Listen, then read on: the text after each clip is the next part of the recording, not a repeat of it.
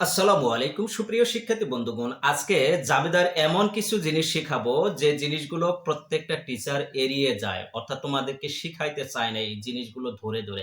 But স্টুডেন্টরাও এই জিনিসগুলোর কাছে পৌঁছাতে পারে না, তো সেই জিনিসগুলোই আমি শিখাবো। তো এই জিনিসগুলো কি, আসলে জাবেদার দাখিলা প্রদানের জন্য যে জিনিসগুলো বিবেচনা করতে হয়, অর্থাৎ জাবেদার যে জিনিসগুলা তোমাকে অবশ্যই জানতেই হবে, না জানলে তোমার জাবেদা ভুল হবে, সেই জিনিসগুলোই আজকে শিখবো। তো এরকম আজকে আমরা টোটাল 14টা ফর্মুলা শিখবো। আশা রাখি ধৈর্য সহকারে আমার সাথে থাকবে এবং 14টা ফর্মুলায় আয়ত্ত করে নিবে। তো প্রথম যে ফর্মুলাটা শিখবো জাবেদা প্রদানের জন্য, সেটি হলো পণ্য, মাল এবং চেক এগুলোর নামে কোনো হিসাব হবে না। পণ্য, মাল এবং চেক এগুলোর নামে কখনো হিসাব হবে না। তাহলে যদি পণ্য ক্রয় করা হয় বা পণ্য বিক্রয় করা হয় বা মাল ক্রয় করা হয় বা মাল বিক্রয় করা হয়, তাহলে পণ্য হিসাব লেখা যাবে না বা মাল হিসাব লেখা যাবে না। আবার চেক বাবদ প্রদান করা হলো বা চেক বাবদ গ্রহণ করা হলো, এই ক্ষেত্রেও চেক হিসাব লেখা যাবে না। যেমন পণ্য বিক্রয়, এটাকে যদি আমরা জাবেদায় দিই, তাহলে কি করতে হবে? পণ্য বিক্রয়। তো বিক্রয় এখানে পণ্য হিসাবে আর আসবে না, এখানে বিক্রয় করে টাকা পাওয়া যাবে, তাহলে নগদান হিসাব ডেবিট হবে। আর বিক্রয়, পণ্য বিক্রয় করেছো, এখানে পণ্য হিসাব লেখা যাবে না, শুধুমাত্র বিক্রয় হিসাব লিখতে হবে।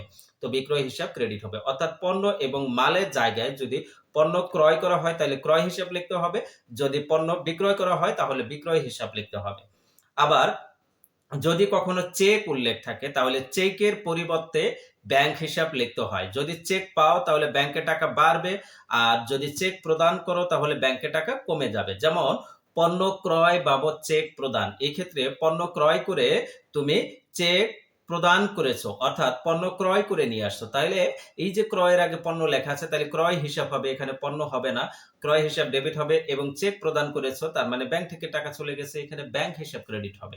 ওকে, তাহলে এইটা গেল। এরপরে 2 নম্বর ফর্মুলাটা হলো ক্রয় ও বিক্রয়ের ক্ষেত্রে যথাক্রমে বিক্রেতা ও ক্রেতার নাম উল্লেখ থাকলে তা বাকিতে হয়েছে বলে গণ্য করতে হবে।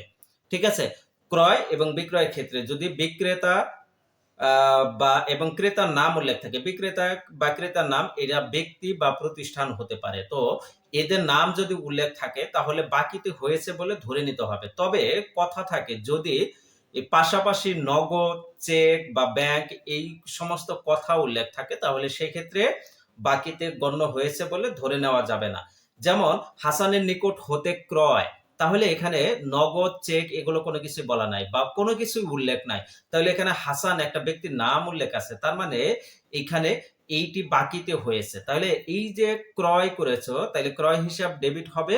আর হাসানের নিকট হতে ক্রয় করেছো তার মানে হাসান হলো প্রদেয় হিসাব, পাওনাদার। এই প্রদেয় হিসাব ব্র্যাকেটে হাসান দিয়ে ক্রেডিট করতে হবে। ঠিক আছে, এরপর খালেকের নিকট নগদে পণ্য বিক্রয়, দেখো খালেকের নিকট নগদে বিক্রয় বিক্রয়, এখানে ক্রেতার নাম উল্লেখ আছে খালেক, বাট এখানে আবার নগদ কথা উল্লেখ আছে, তাহলে এটা বাকিতে ধরে নেওয়া যাবে না। তাহলে নগদে বিক্রয় করেছে মানে নগদ টাকা পেয়েছো, নগদান হিসাব ডেবিট আর বিক্রয় হিসাব ক্রেডিট। ওকে, তার মানে এটি ফর্মুলা কি, ক্রেতা এবং বিক্রেতার নাম যদি ক্রয় বিক্রয়ের সময় উল্লেখ থাকে তাহলে সেটি বাকিতে হয়েছে বলে ধরে নিতে হবে। যদি নগদ, ব্যাংক এগুলো কথা উল্লেখ থাকে তাহলে নগদ বা ব্যাংক হিসাব হবে। বুঝতে পারছো? বা চেক হিসাবও থাকতে পারে, সেক্ষেত্রে চেক থাকলে ব্যাংক হিসাব হবে। ওকে, তাহলে 2 নম্বর ফর্মুলা গেল। 3 নম্বর ফর্মুলা হলো পণ্য ক্রয় ও বিক্রয় বাকিতে হয়েছে কিন্তু ক্রেতা ও বিক্রেতার নাম উল্লেখ নাই। এই ক্ষেত্রে একই জিনিস, বাকিতে হয়েছে, বাকি এখানে উল্লেখ থাকবে, বাট ক্রেতা বা বিক্রেতার নাম উল্লেখ নাই, সেক্ষেত্রে কি করতে হবে? আমাদের প্রদেয় হিসাব বা প্রাপ্য হিসাব দিতে হবে। অর্থাৎ পণ্য ক্রয় করলে কি প্রদেয় হিসাব হবে, আর পণ্য বিক্রয় করলে প্রাপ্য হিসাব হবে। অর্থাৎ প্রাপ্য হিসাব কোনটা? প্রাপ্য হিসাবের আরেকটি নাম দেনাদার। দেনাদার কোনটা? যে তোমার কাছে দেনা রয়েছে, অর্থাৎ যার কাছ থেকে তুমি টাকা পাবে, অর্থাৎ যে তোমার কাছে টাকাটা দেনা রয়েছে সে হলো দেনাদার, অর্থাৎ তুমি যার কাছ থেকে টাকা পাবে।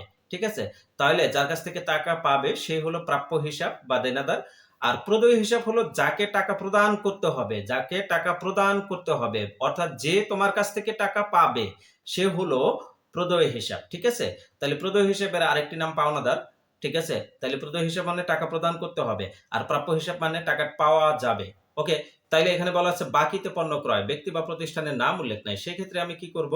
তাইলে এখানে আমি সেক্ষেত্রে কি করব? যে বাকিতে পণ্য ক্রয়, ক্রয় হিসাব ডেবিট হবে। আর যেহেতু বাকিতে ক্রয় করেছে তাইলে এটি প্রদেয় হিসাব ক্রেডিট হবে। ওকে? আবার ধারে পণ্য বিক্রয়, এখানে বিক্রয় হিসাব ক্রেডিট হবে। আর এখান থেকে বিক্রয় করলে কি টাকা পাওয়া যায়? তাহলে কারো কাছ থেকে টাকা পাবো এরকম মনে হলে কি হয়? প্রাপ্য হিসাব। তাহলে প্রাপ্য হিসাব ডেবিট হবে। ওকে। এরপরে আরেকটি ফর্মুলা দেখব আমরা। সেটি হলো ক্রয় ফেরত ও বিক্রয় ফেরতের ক্ষেত্রে উপযুক্ত পণ্য বা উক্ত পণ্য বাকিতে ক্রয় বা বাকিতে বিক্রয় হয়েছিল বলে গণ্য করতে হবে। অর্থাৎ যদি ক্রয় ফেরত লেখা থাকে সরাসরি, তাহলে এটা বাকিতেই হয়েছে ধরে নিতে হবে। তাহলে বাকিতে হলে ওই যে আমরা কি করেছিলাম? প্রদেয় হিসাব তৈরি করেছিলাম। ঠিক আছে? সেই প্রদেয় হিসাবটাকে কমাইতে হবে এবং ক্রয় ফেরত হিসাব লিখতে হবে। আবার বিক্রয় ফেরত এটাও ধরে নিতে হবে বাকিতে বিক্রয় করেছি সেটি আবার ফেরত আসে।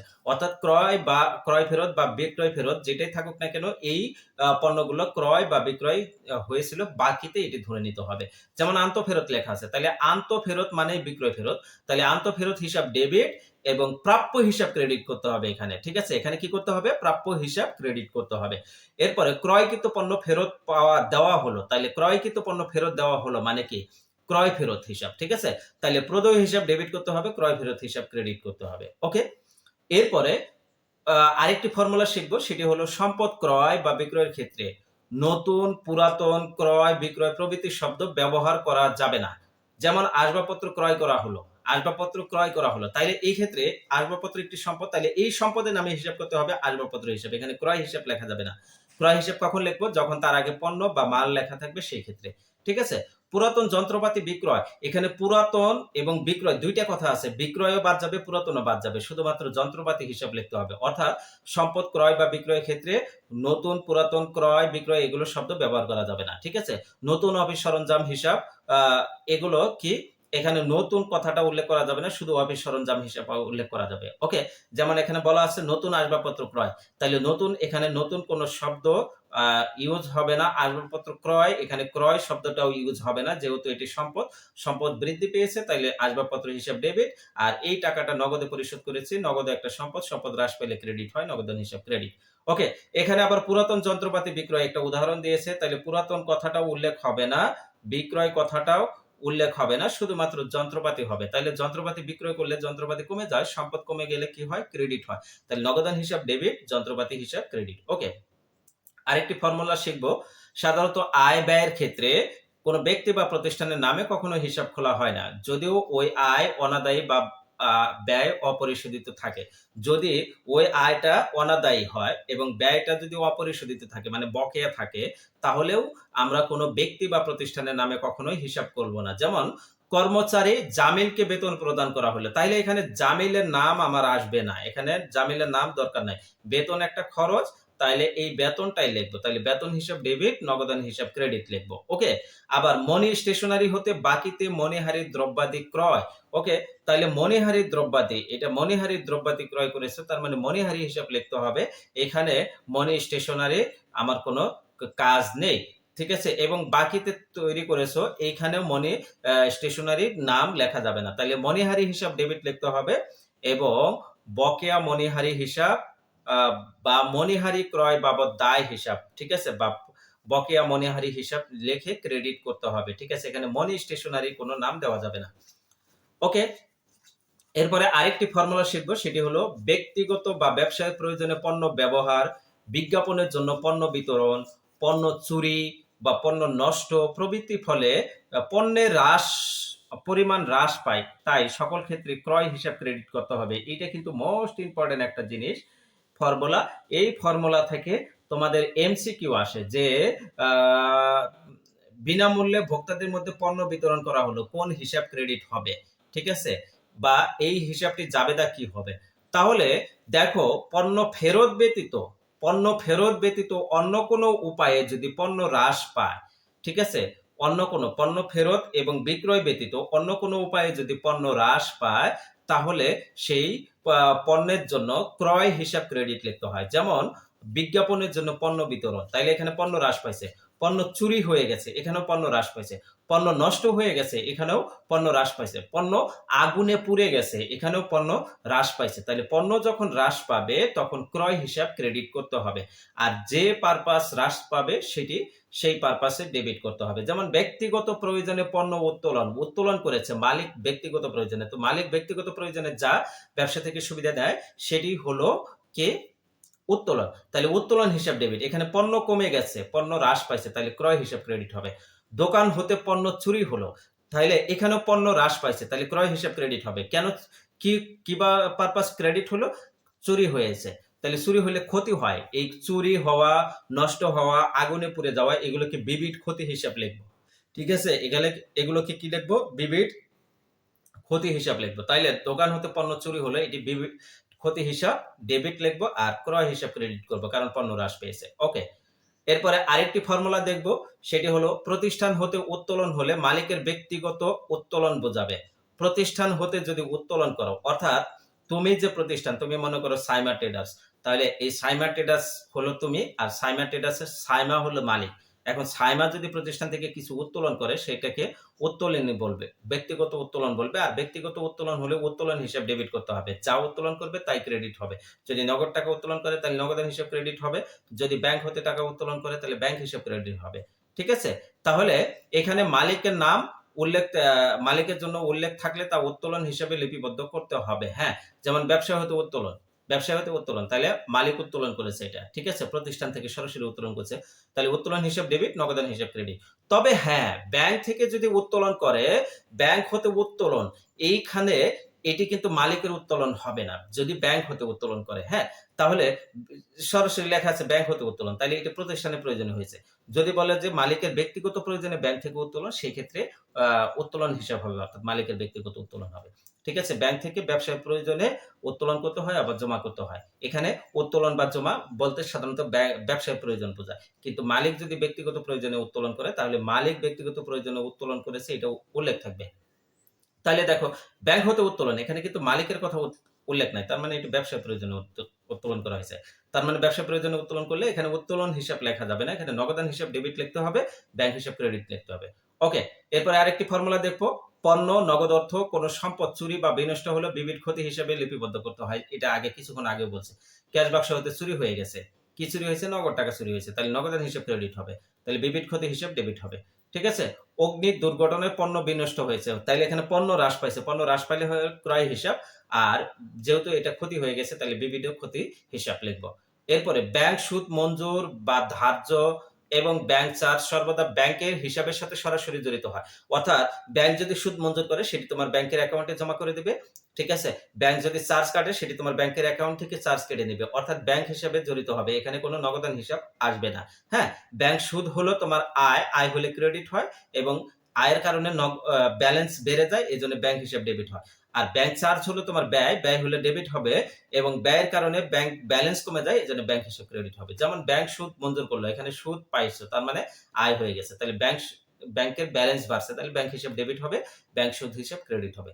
ব্যাংক চার্জ ধার্য করলো, এখানে ব্যয় হয়ে গেছে, তাহলে ব্যয় হয়েছে, অপরদিকে ব্যাংকের ব্যালেন্স কমে গেছে, তাহলে ব্যয় হলে ডেবিট হয়, ব্যাংক চার্জ হিসাব ডেবিট, ব্যাংক হিসাব ক্রেডিট। ওকে, এরপরে আরেকটি ফর্মুলা শিখবো, সেটি হলো স্থায়ী সম্পদের মূল্য ব্যবহার বা অন্য কারণে হ্রাস পেলে অবচয় হিসেবে গণ্য হবে। ব্যবহার অথবা অন্য কোনো কারণে হ্রাস পেলে সেটি অবচয় হিসেবে গণ্য হবে। সেক্ষেত্রে সংশ্লিষ্ট সম্পদ হিসাব ক্রেডিট না করে পঞ্জীভূত অবচয় হিসাব ব্র্যাকেটে হাইফেন দিয়ে সংশ্লিষ্ট সম্পদ নামে ক্রেডিট করতে হবে। অর্থাৎ যদি বলা হয় যে আসবাবপত্রের অবচয় ধরা হলো, এই ক্ষেত্রেও আসবাবপত্রের মূল্য হ্রাস পাইছে, এখানে অবচয় হিসাব ডেবিট, আসবাবপত্র হিসাব ক্রেডিট না করে পুঞ্জীভূত অবচয় হিসাব হাইফেন দিয়ে আসবাবপত্র লিখে তারপরে ক্রেডিট করতে হবে, অর্থাৎ ব্র্যাকেটেও দিতে পারো তুমি।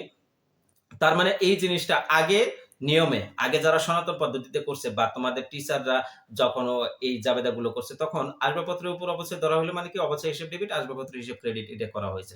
বাট এখন এই নতুন নিয়মে এগুলো আর করা যাবে না, অবচয় ধরলে অবচয়টাকে পুঞ্জীভূত অবচয় হিসাব ক্রেডিট করতে হবে। আর পুঞ্জীভূত অবচয় এর বিভিন্ন ধাপ থাকে, আসবাবপত্র, যন্ত্রপাতি, অফিস সরঞ্জাম, এগুলো ধাপ থাকে। এই জন্য মেনশন করার জন্য আমরা ব্র্যাকেটে লিখে দিই যে আসবাবপত্র হলে আসবাবপত্র, পুঞ্জীভূত অফিস সরঞ্জাম হলে অফিস সরঞ্জাম, যন্ত্রপাতি হলে যন্ত্রপাতি, এগুলো লিখে দিই। হ্যাঁ, তাহলে দেখো আসবাবপত্রের অবচয় ধরা হলো, এটি জাবেদা হবে অবচয় হিসাব ডেবিট, পুঞ্জীভূত অবচয় হিসাব ব্র্যাকেটে আসবাবপত্র লিখে আমরা ক্রেডিট করব। ওকে, কোন আরেকটি ফর্মুলা দেখব, কোন উৎস হতে চেক পাওয়া গেলে তা ব্যাংক হিসেবে লিপিবদ্ধ করা হবে। যে কোনো উৎস থেকে যদি চেক পাওয়া গেলে ব্যাংক হিসেবে লিপিবদ্ধ করা হবে। কারণ প্রতিষ্ঠানকে বাহক বা খোলা চেক প্রদান করে না, হিসাবে প্রদেয় চেক প্রদান করে। কেন লিখি আমরা?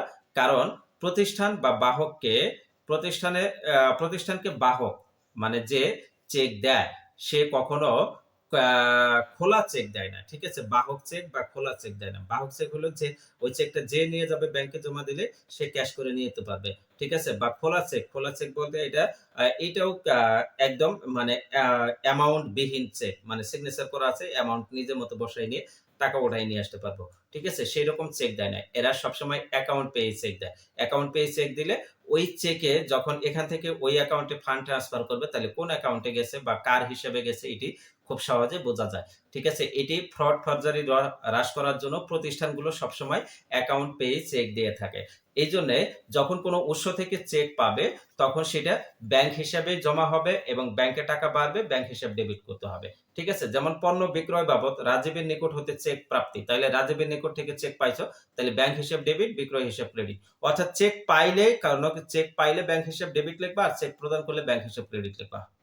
খোলামেলা কথা, সাপ কথা। ঠিক আছে, তাহলে দেখো প্রাপ্য হিসাব হতে চেক প্রাপ্তি, যার সঙ্গে সঙ্গে ব্যাংকে জমা দেওয়া হলো, সঙ্গে সঙ্গে ব্যাংকে জমা দাও বা না দাও, চেক পাইছো, ব্যাংক হিসাব ডেবিট লিখবা। ঠিক আছে, ব্যাংক হিসাব ডেবিট, প্রাপ্য হিসাব ক্রেডিট করতে হবে। ওকে, এরপরে আরেকটি ফর্মুলা দেখব, সেটি হলো ব্যবসা প্রতিষ্ঠানের নিকট হতে যে কোনো সুবিধা গ্রহণ করলে মূলধন হিসাব ক্রেডিট এবং মালিককে সুবিধা প্রদান করলে উত্তোলন হিসাব ডেবিট করতে হবে। যেমন ব্যবসা প্রতিষ্ঠান মালিকের নিকট হতে যদি সুবিধা গ্রহণ করে, ঠিক আছে, মালিক তার ব্যক্তিগত তহবিল থেকে কর্মচারী বেতন পরিশোধ করলো, তাহলে এখানে এই যে ব্যক্তিগত তহবিল থেকে পরিশোধ করলো, ব্যক্তিগত টাকা নিয়ে আসলো, তাহলে এটা মূলধন হিসেবে নিতে হবে। আবার মালিক যদি ব্যক্তিগত কোনো সুবিধা নেয়, যেমন মালিকের ব্যক্তিগত বাজার খরচ ব্যবসা হয়তো প্রদান করা হলো, তাইলে সেক্ষেত্রে উত্তোলন হিসাব লিখতে হবে। অর্থাৎ মালিক ব্যক্তিগতভাবে কোনো সুবিধা দিলে মূলধন, মালিক ব্যক্তিগতভাবে কোনো সুবিধা নিলে উত্তোলন। ঠিক আছে, মূলধন হিসাব ক্রেডিট হয়, উত্তোলন হিসাব ডেবিট হয়। ঠিক আছে, যেমন কর্মচারীদের বেতন মালিক ব্যক্তিগতভাবে পরিশোধ করলো, তাহলে বেতন একটা ব্যয় হিসাব নিঃসন্দেহে ডেবিট। ঠিক আছে, মালিক ব্যক্তিগতভাবে পরিশোধ করছে, তার মানে মালিক সুবিধা দিয়েছে এখানে, তাহলে মালিক সুবিধা দিলে মূলধন হিসাব ক্রেডিট হবে। ওকে, আবার মালিকের বাজার খরচ ব্যবসায় হতে পরিশোধ, তার মানে কি মালিকের ব্যক্তিগত খরচ ব্যবসা থেকে পরিশোধ করা হয়েছে, তার মানে মালিক এখানে সুবিধা নিয়েছে, মালিক সুবিধা নিলেও উত্তোলন হিসাব হয়, তাহলে উত্তোলন হিসাব ডেবিট, নগদান হিসাব ক্রেডিট। ওকে, এরপরে সর্বশেষ একটি ফর্মুলা শিখবো, এটি হলো দেনা পাওনা নিষ্পত্তির সময় যে পরিমাণ অর্থ ছাড় পাওয়া ও দেওয়া হয় তা যথাক্রমে প্রদেয় ও প্রাপ্য হিসাবকে প্রভাবিত করে। অর্থাৎ আমি যদি মনে করো যে করিমের কাছ থেকে 10,000 টাকা পাবো, সে আমাকে দেওয়ার সময় 9,000 টাকা দিয়ে দিল এবং বলল বাকি 1,000 টাকা দিতে পারবো না, তো এই বাকি 1,000 টাকা কি হবে, এটি বাট্টা হিসেবে লিখতে হবে এবং এটি প্রদেয় হিসাবের উপর কোনো প্রভাবিত করবে বা প্রাপ্য হিসাবের উপর প্রভাবিত করবে। ঠিক আছে, এগুলো দেনা পাওনা লিখলে প্রদেয় বা প্রাপ্য হয়, অর্থাৎ যার কাছ থেকে টাকা পাবো সে এরকম কম দিতে পারে, অথবা যাকে টাকা দিব তাকে দেওয়ার সময় আমি কম দিতে পারি, এর জন্য প্রদেয় হিসাব বা প্রাপ্য হিসাব লিখবো। যেমন দেখো 10,000 টাকা দেনার পূর্ণ নিষ্পত্তিতে 9,000 টাকা প্রদান করা হলো, তার মানে একজন প্রদেয় হিসাবকে মানে একজন পাওনাদারকে 10,000 টাকা দেওয়ার কথা ছিল, বাট তাকে 10,000 টাকা না দিয়ে 9,000 টাকা দিয়েছি এবং দিয়ে সেটি পূর্ণ নিষ্পত্তি করেছি। পূর্ণ নিষ্পত্তি করে দেওয়া মানে ডিসমিস করে দেওয়া, ওটা কোনো আর দাবি দেওয়া থাকে না। তার মানে 9,000 টাকা দেওয়ার পরে বলছে যে আর কোনো দাবি নাই তোমার কাছে। ঠিক আছে, 1,000 টাকা তুমি এখানে ছাড় পাইলে, এই 1,000 টাকা ছাড় পাইলে মানে এটি হলো বাট্টা প্রাপ্ত বাট্টা, এটা কি প্রাপ্ত বাট্টা। ঠিক আছে, তাহলে প্রদেয় হিসাব ডেবিট এখানে 10,000 টাকাই করতে হবে। প্রদেয় হিসাব তো তুমি যখন ক্রেডিট করছিলা তখন তো 10,000ই করছিলা, এখন তোমাকে এটা নীল করে দিতে হবে, এই জন্য প্রদেয় হিসাব ডেবিট 10,000 টাকা করতে হবে। প্রাপ্ত বাট্টা হিসাব ক্রেডিট করতে হবে 1,000 টাকা, এটি তোমার আয় হলো, নগদান হিসাব ক্রেডিট 9,000 টাকা। ঠিক আছে, 9,000 টাকা নগদে পরিশোধ করছে, এই জন্য লিখতে হচ্ছে। প্রাপ্য হিসাব হতে ৭,০০০ টাকার পাওনা পূর্ণ নিষ্পত্তিতে ৬,৫০০ টাকা পাওয়া গেল। এখানেও পূর্ণ নিষ্পত্তিতে ৬,৫০০ টাকা পাইছো। মানে ৭,০০০ টাকা তোমার পাওয়ার কথা ছিল। সে তোমাকে ৬,৫০০ টাকা দিয়ে বলছে আর দিতে পারব না। তুমিও বলছো ঠিক আছে, সমস্যা নেই। তার মানে এখানে তুমি ছাড় দিয়েছো। তাহলে ছাড় দিলে বাট্টা দিয়েছো। তাইলে বাট্টা প্রদত্ত হয়েছে। এখানে প্রদত্ত বাট্টা একটা ব্যয় তোমার জন্য। ব্যয় হলে ডেবিট হবে। তাইলে এখানে তুমি নগদ টাকা পেয়েছো ৬,৫০০। তাহলে নগদান হিসাব ডেবিট ৬,৫০০, প্রদত্ত বাট্টা হিসাব ডেবিট ৫,০০০। তাহলে ২ টা যোগ করলে ৭,০০০ হবে। এটি হলো প্রাপ্য হিসাব ক্রেডিট। অর্থাৎ প্রাপ্য হিসাব ডেবিট তো তুমি ৭,০০০ লিখেছিলা। এটাকে নিল করতে হবে। তাহলে প্রাপ্য হিসাব ক্রেডিট ৭,০০০ টাকাই দিতে হবে। ঠিক আছে? তো এই জিনিসগুলো জাবেদা করার সময় তোমার মাথায় রাখতে হবে। এখানে আমরা ১৪ টা ফর্মুলা শিখলাম। এই ১৪ টা ফর্মুলায় ইউনিক ফর্মুলা ছিল যেগুলো তুমি জাবেদা করার সময় যদি মাথায় রাখতে পারো তাহলে তোমার জাবেদায় আর কোনো ভুল হবে না। ঠিক আছে? অর্থাৎ এই জিনিসগুলা কিন্তু অবশ্যই তোমাকে জানতে হবে। অনেক টিচার পাশ কাটিয়ে চলে যায়। আমি তোমাকে শুরুতে বলেছি যে এটা পাশ কাটায় চলে যাওয়ার কোনো অবকাশ নাই। এখানে তোমাদেরকে অবশ্যই এই জিনিসগুলা শিখতে হবে। আর এই জিনিসগুলো শিখলে জাবেদায় ভুল হওয়ার সম্ভাবনা নাই এবং জাবেদা থেকে কোনো এমসিকিউ আসলেও তোমার ভুল হওয়ার কোনো সম্ভাবনা নাই। সবাই ভালো থাকো, সুস্থ থাকো। দেখা হচ্ছে তোমাদের সাথে